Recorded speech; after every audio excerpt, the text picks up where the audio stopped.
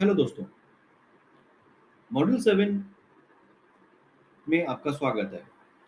तो अभी तक हमने काफ़ी सारी चीज़ें सीखी डेटा विजुअलाइज़ेशन को लेकर, बट ये वो मॉड्यूल है जहाँ पर एक्चुअल मैजिक होने वाला है, जहाँ पर हम अपने ब्लैक एंड व्हाइट नंबर्स को कलर्स देने वाले हैं।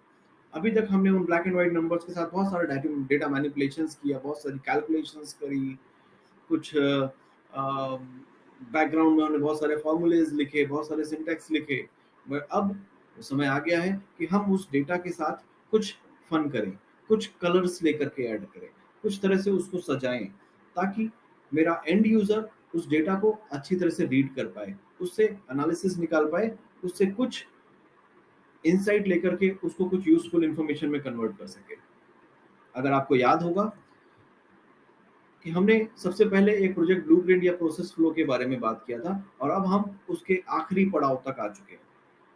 हमने स्टार्ट किया कि कैसे अलग अलग तरह के डेटा सोर्सेस को हम अपने पावर क्वेरी एडिटर से कनेक्ट करते हैं। हमने देखा कि कैसे पावर क्वेरी एडिटर में जाकर के डेटा को मैनिपुलेशंस किया जा सकता है, डेटा को क्लीन कैसे किया जाता है।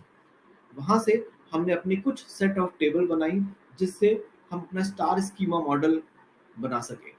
फाइनली हमने वो सारी टेबल्स को पावर बीआई डेस्कटॉप में लोड किया, और वहां पे जाकर उनकी टेबल्स के बीच का रिलेशनशिप मैनेज किया, सो दैट मेरा स्टार स्कीमा मॉडल कंप्लीट हो सके, मेरी सारी टेबल्स आपस में कनेक्ट हो सके। उसके बाद हमने कुछ ईडीए किया, कुछ एक्सप्लोरेटिव डेटा एनालिसिस किया, और उसको करने के लिए हमने यहाँ पर डैक्स फंक्शंस के बारे में भी सीखा। हमने सीखा कि कैसे डेटा को एनालाइज करने के लिए डैक्स फंक्शन को यूज करके काफी कितना पावरफुली हम उस डेटा से कैलकुलेशंस कर सकते हैं।